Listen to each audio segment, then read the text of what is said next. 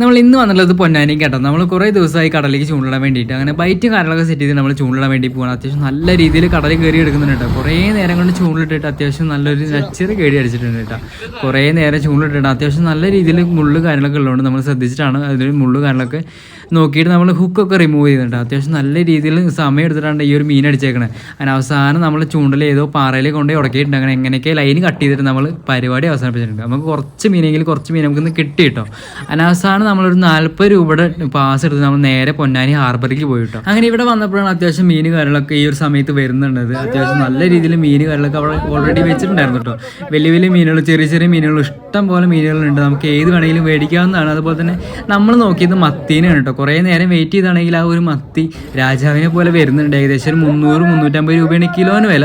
അത്യാവശ്യം നമ്മൾ കുറച്ച് മീനൊക്കെ വാങ്ങിച്ച് നമ്മൾ അവിടെ സ്ഥലം കാലേക്ക്. അപ്പോൾ ഈ ഒരു ഇഷ്ടപ്പെട്ട ലൈക്ക് ചെയ്യാനും കമൻറ്റ് ചെയ്യാനും മറക്കല്ലേ.